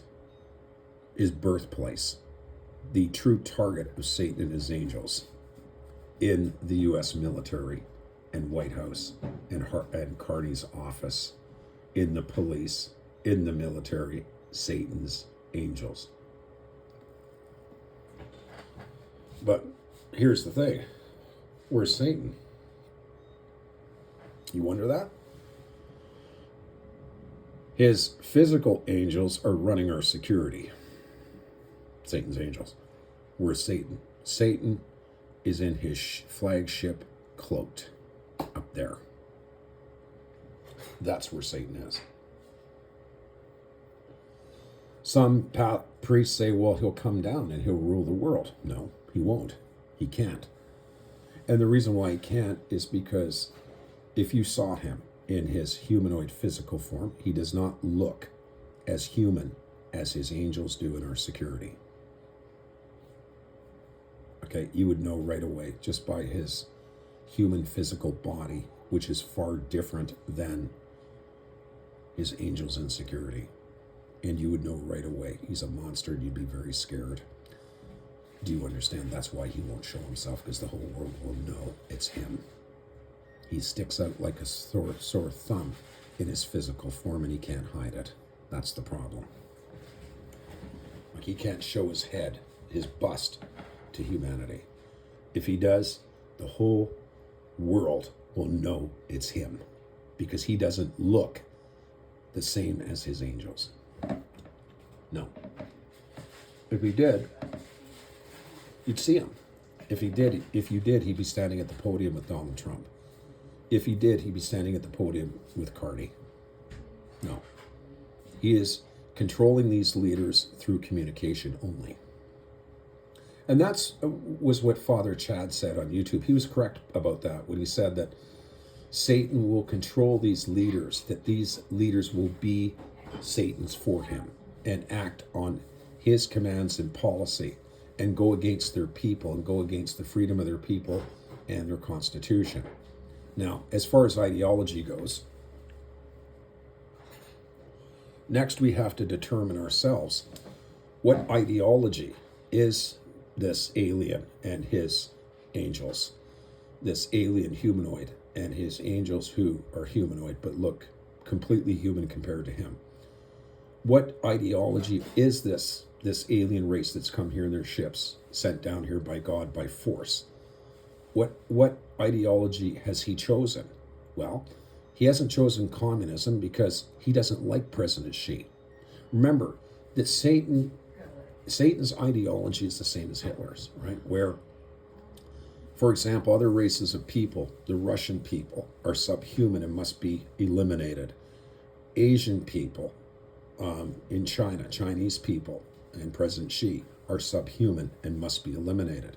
You see, in Satan's plan with NATO, for example, a part of his plan is to destroy China.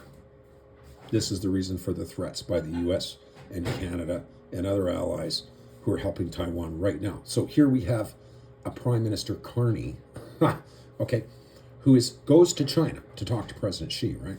Goes to China to talk to President Xi. Cuts agreements for electric cars, right? To be imported into Canada, right? Has a nice meeting with him.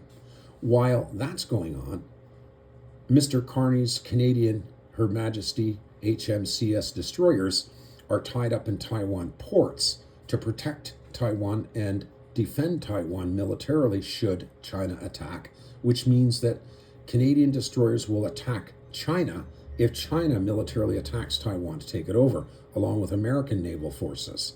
Do you understand? So what Satan is doing right now, his plan is to militarily defeat Russia and destroy them. Remember that Satan is a destroyer. He knows that God has kicked him down here. He doesn't like that. His freedom, he's caged here and cut deals with the leaders. He can't leave. His angels can't leave. He's very angry. And he knows that if the church system does not destroy him and his angels, let me give you an example of what I'm talking about here in regards to Satan and his angels, okay? Let's say you are, who can I use as an example without being insulting? Let's say you're President Putin. I'm going to use him because he'll understand it's just an example, okay? And you're President Putin, all right? And and as President Putin, you are Satan. We'll say President Putin's Satan. As an example, of course he's not. I love him. He's a Christian.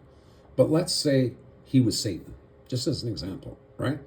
And he wants to conquer and kill the civilians and leadership and military and civilian security of Ukraine. Let's say, for example, Ukraine are the good guys, as an example. They're the bad guys, but controlled by Satan. But let's do it in reverse here, just for the sake of it, as an example. Now, if Putin were Satan, right, and he wants to conquer Ukraine, right, and he is determined to cause anarchy, to kill civilians, bludgeon them, kill children, kill women, kill families, kill the leadership of Ukraine, bomb them with utter destruction. That is Satan. But here's the problem. If Vladimir Putin, for example, was Satan, he would not be able to destroy Ukraine, right? He would not be able to kill women and children in Ukraine, kill their infrastructure, bombs everywhere, just utter destruction, which is what Satan does, okay? Now, if President Putin were Satan, how would he do that without his angels? If he's Satan and he has no angels, And how's he going to do that? Because his angels are his security. He would have to have a big military, a big civilian security, and power in that military with missiles and everything else, right? And he would have to have Satan's angels in control of those military systems. Otherwise, and Satan would have to convert President Putin to be his advocate. Do you understand? He'd have to cut a deal with President Putin to become with him in order to get President Putin to give permission for his angels to take over the hierarchy of his security. The security controls the weapons, okay? He would have to cut a deal with President Putin in agreement, and President Putin would have to allow his angels to invade his security, and President Putin would have to give Satan's angels the power at the top of the military so that they could hand down the decisions to non-satanic humans in his military, and they would give the orders from the top, Satan's angels. And the military people down below who are not converted to him would just simply think they're following orders. And that's it. They would never know. I'm just giving you an example. Now, here's the thing. That said, and the fact that Satan is a man, the fact that Satan came from outer space with his angels and God kicked him down here, what this means is we can battle him and we can battle his angels because they are humanoid, right? Which means that we can jail all of them if we know where they are and who they are in a specific arena in security. It means we can kill them, okay? Bullets will kill them, his angels. Once we defeat his angels in security, which is the case, then we've defeated Satan, because then Satan has no power. Satan only has power through his angels running security and all the humans within the construct of the lower echelons of security. And they don't need to be recruited, right? Especially in the military, right? Satan's angels take over as generals in security. Carney gives them uniforms so that they look like human commanders of our military and generals, right? And in this way, all Satan's angel has to do as a general in Canada's military or chief of staff, right, is just give an order down the line. And the people down below are going to follow it. They won't have a choice. That is what Carney, for example, has done. Exactly what Carney has done. Now, the problem here for Satan and his angels is what happens is, in Canada's case, in security, they start to get seen. They start getting felt by the religious community. Oh, why does this police officer hate my church? Why has this police officer arrested pastors? Why is this group in the police who look different than the rest? They're physically different. Well, how are they physically different? Oh, well, Canadians report from their communities that there's a small group within the police, maybe 2 out of 10 or 3, right? And these look different than the rest of the police officers. My parents tell me they've never seen these before in the police, these ones that are different. Well, how are they different physically? Oh, well, they seem to be bald and have no hair. And they look really a chalk white, even in the summertime. Well, why are you saying that for? What do you mean the pale chalk white even in the summer? Well, the other police with them, they seem to get tans in the summertime on their skin when they wear their short sleeve shirts. They're on their bicycles. These police on patrol, they use bicycles. But these bald ones on bicycles that are chalk white, they're not tanning. But these other police on bicycles are tanning. Their skin is tanning. Well, there you go. Now you know who his angels are in security. Not just Canada's police or military folks. I have thousands of photos, Vatican, thousands of photos that I've researched. For example, Julian Assange in the Ecuadorian consulate. The City of London would send 8 or 9 uniformed London police officers every day to man outside the Ecuadorian consulate where Julian was, right? I got a close-up photo of 8 of them on duty down there watching for Julian to come out, maybe trying to escape, and they could catch him. 2 of them were pale white tall balls. The Skripal case, where Russia was accused of poisoning Mr. Skripal and his daughter to kill them because they were refugees from Russia, okay? I got a photo of 2 lead forensic investigators in the Skripal matter. They were putting on chemical suits and respirators to go into the home, or they came out of the home to collect chemical forensic evidence, and they were shielded by these uniforms and respirators to protect them from the poison in the house, while they were doing a forensic investigation inside. Both of them were pale white balds. In Europe, a American military cargo plane either was flying out or flying in to an air base in Germany. It was taxiing down the runway either to take off or it had just landed. I got the co-pilot part of the plane was facing the video, and you could see the co-pilot clearly inside that aircraft's cockpit as it slowly taxied. Pale white tall bald. How do you know? Because he stuck out like a sore thumb, because he was absolutely chalk white, and you could see him right through the pilot window on the starboard side of the cockpit, taxiing down the runway. Shall I go on? What about these pale white balds here in Ottawa and the police who've been tracking my wife and I in the police? Lots of them. Crystal Beach, they targeted us from their police cars. They were pale white and bald. Okay? Here in Ottawa, tracking us in police cars, we spotted them tracking us and staring at us and monitoring us, pale white and bald. Quebec, pale white and bald. The one who showed up on my boat, Jacob Scotian, with his rubber boat, this policeman, found my wife sitting on the transom. He thought nobody was on board. He climbed down the side of my boat looking in from his police rubber boat. Okay, he saw no one was inside Jacob Scotian, thought both of us were ashore. He proceeded to the back of the boat on the port side, and on the port side on my transom is my fuel cock. Okay, he was coming down to pour water into my fuel tank. When he reached around the corner of the transom on the front of his rubber boat, the police boat, he saw my wife sitting on the transom waiting for me to come back. He started up his engine and took off. My wife identified him as a pale white tall bald policeman. Shall I go on? How much proof do you need from me?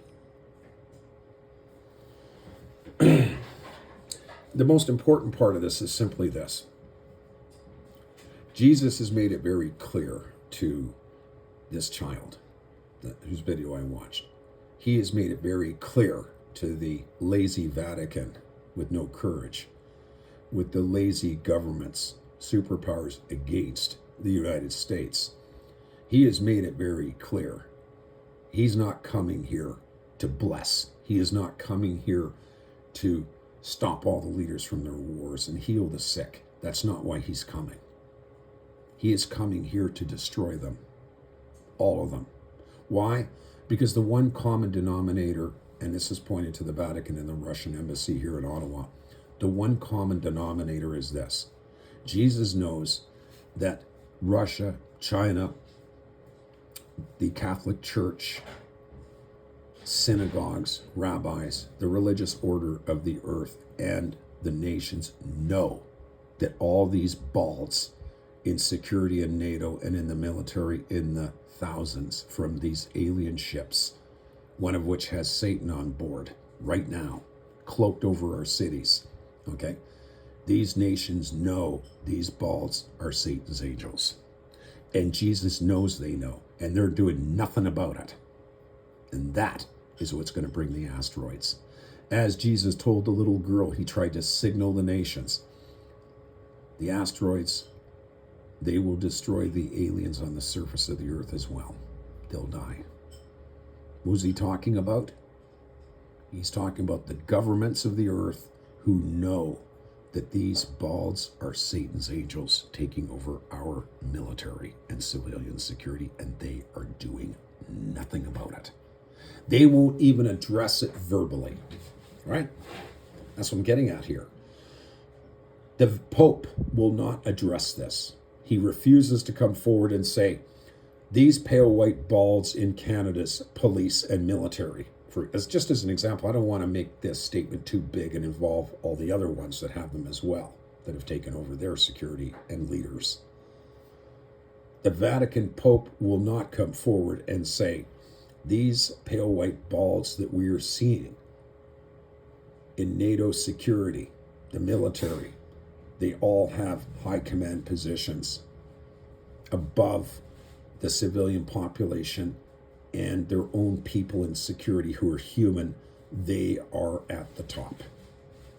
And they're Satan's angels. The Pope refuses to say anything.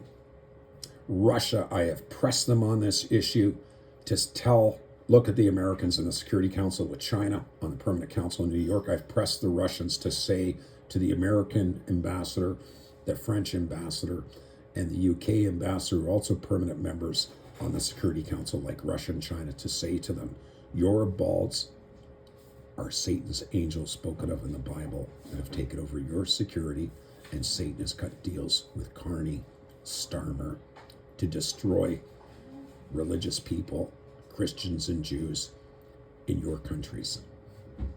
And we are not going to let that happen. That's what Russia and China needed to say. See, Jesus knows. Jesus knows everything. And Jesus knows, as I do, and the Father, that these nations, Russia, China, the ones who could do something, they don't need to defeat Satan's angels with their missiles or nuclear weapons. They can defeat them by indicating who they are in Western security and what they look like. They're refusing to do this because this would destroy them. It would destroy them. And it would destroy their leaders from these policies. But you see, Jesus knows that Russia and China won't say anything. I've been pressing them on the issue to say something. The church won't say anything. Matter of fact, it's, believe it or not, unknowingly maybe, Jesus knows Russia's and China's leaders know this, that these balls are Satan's angels, the pale white tall ones, and they're in command positions throughout NATO and civilian security in our nations. And they're causing our leaders to change and to tear apart the freedom of our constitution and religion, because Satan and his angels want to kill all the religious people, because Satan is angry because God has cast him down here to die. Okay, that's what's happened. So he's retaliating. And the nations and governments know this. So, in effect, what is the church religious orders doing? And what is Russia and China doing? Well, Russia and China are giving Satan power. And they are giving the balls power in our security, his angels, to commit horrendous crimes when they know exactly what and who they are.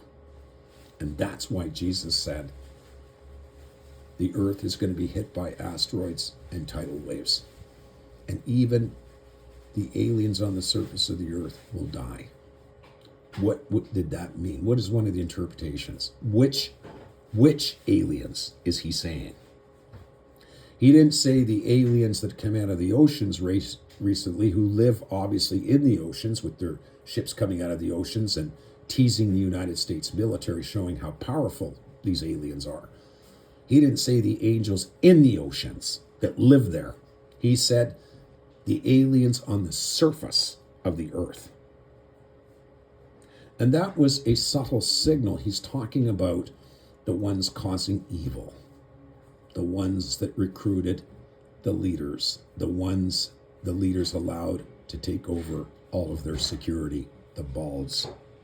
And their leader, Satan, who is hiding on his ship up there and refuses to show himself, giving the orders through communication only. Anyways, I gotta go. That's it.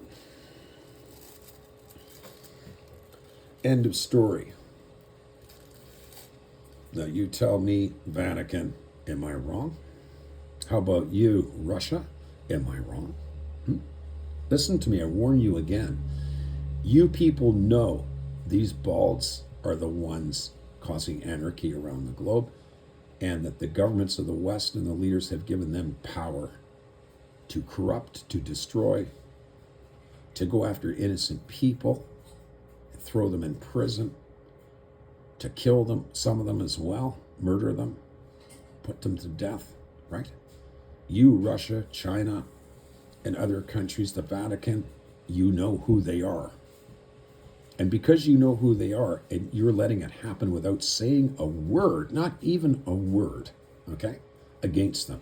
You are not identifying them by public statements, which will really hurt them. Satan. You're not fighting Satan. And Jesus knows that you know that these balds are his angels. And you're doing nothing.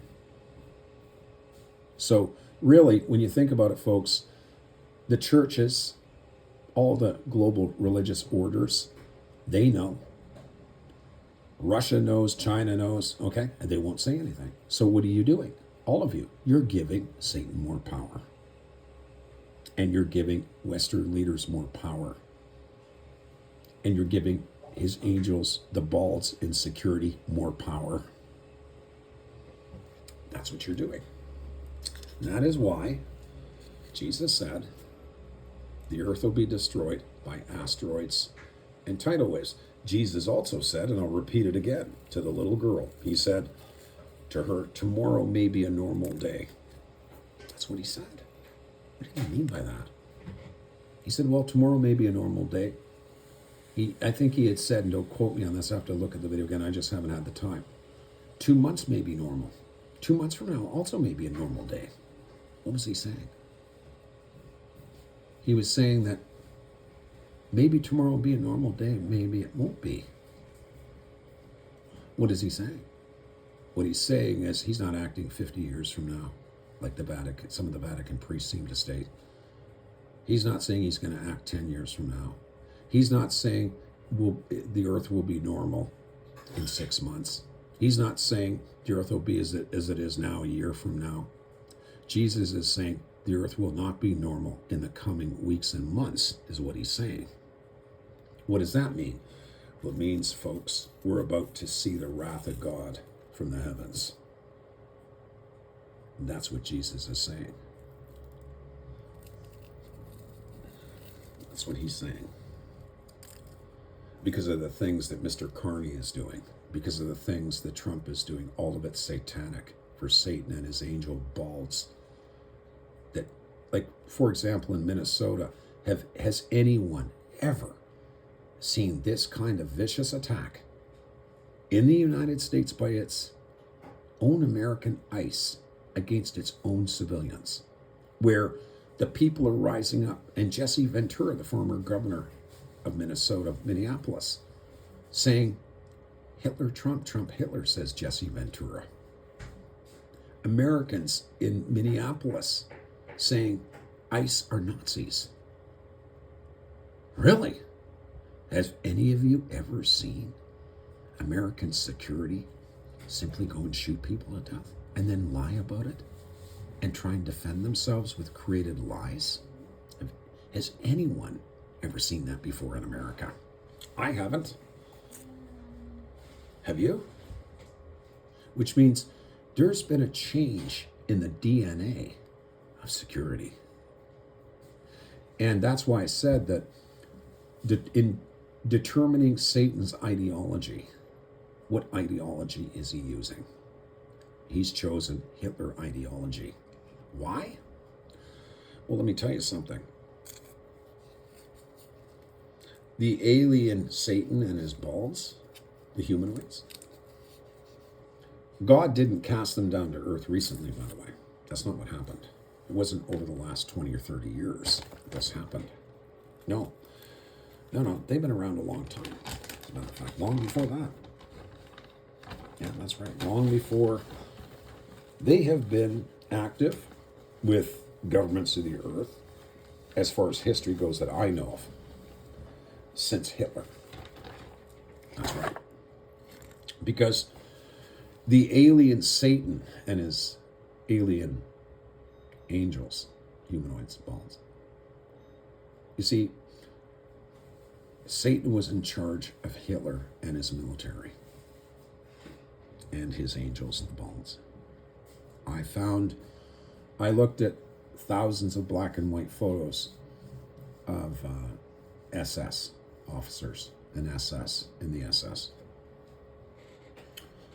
The problem with finding them is the fact that the photos of the time period of SS officers and so on were in black and white. And when they're in black and white, it's hard to detect Satan's angels, the pale white tall balls, because in black and white photos of the time period of Germany's SS, because they're black and white, the faces of the SS are in white. Okay, and the white of those photos matches the chalk color of Satan's balls, angels. So I really had to look very closely and try to find some kind of clues that they were in the SS. I found a number of photos. I found 10 I think it was 10, that were enough to convince as evidence that this alien race and Satan were trying back then with Hitler to do what he's trying to do a second time now. So I found approximately, I think it was 10 photos of SS officers who I deemed as alien pale white talls in the SS. What led me to look into this is, frankly, the photographs I saw of Hitler creating vehicles that look like alien spaceships. He did do that, round circular ships that he built that looked like alien craft. Okay, that's what made me suspicious about the Satan and the alien and his angels, the balls. That's what made me suspicious in the beginning. So I looked a little deeper. The other thing too is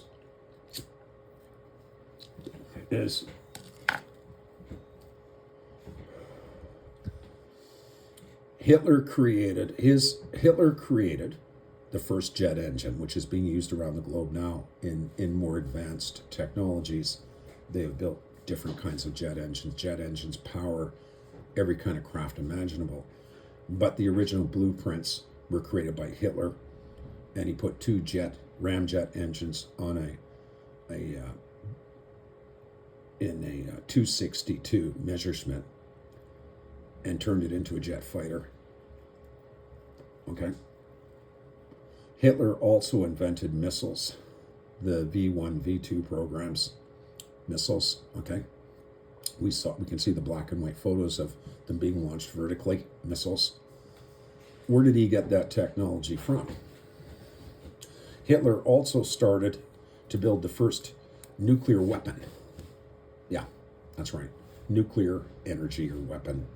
He started to try and split the atom, okay, for nuclear technology. All right, they found this in the wreckage. And he was working on that with scientists.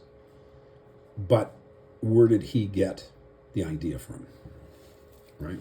Where did his scientists get the blueprints from?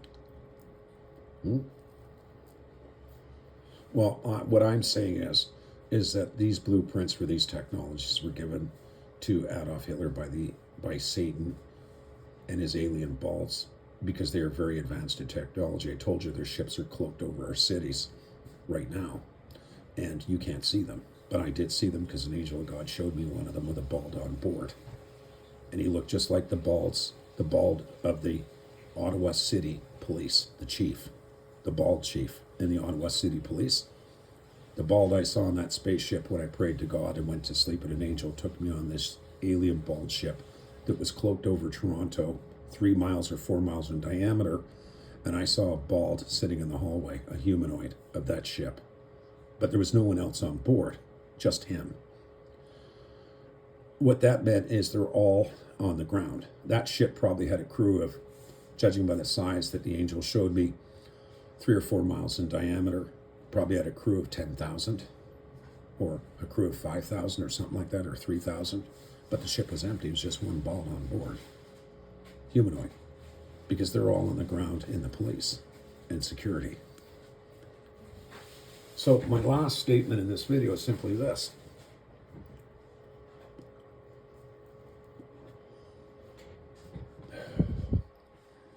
Is to challenge Prime Minister Mark Carney. Prime Minister Carney, please tell us, who is Satan and where is he? Because you know it. How is he communicating with you, Mr. Prime Minister? Admit it. You're taking orders from Satan, Mr. Prime Minister. Who is he? Or how about you, Starmer? Your leader, Satan, who's communicating with you secretively and giving you orders, and orders through yourselves to the alien angel balls of Satan in your security to commit anarchy in your country. And now Canada, for no reason. Who is Satan, Mr. Prime Minister? I know you know who he is. Your bills are from him, which means he told you. And you were pressured as well by these balls that have taken over our police forces across Canada and our military, Mr. Carney. They're angels of Satan. All the evidence proves this beyond any reasonable doubt. Right, Vatican? I don't want to hear any excuses from the Vatican embassy here, because I'll just go higher if Father Jim wants to play around, okay, unfortunately. And he wants to keep it all a secret. Well, that's his personal choice, but that's may not be the choice of the Pope, Leo, or the cardinals of the Vatican, or the hierarchy of the Jewish Orthodox synagogue and hierarchy, okay? Or the Russians, for that matter. God bless all of you, and, I will battle Mr. Carney. I know what he's doing, and I know who's running him, and I know that Carney, Trump, Starmer, and some European leaders are taking orders directly from this humanoid Satan. Okay, and they're giving orders, taking orders from him and giving them to his angels in uniform as humanoids, and you can tell they're bald and pale white, giving them orders to hurt people, and particularly going after and jailing religious people.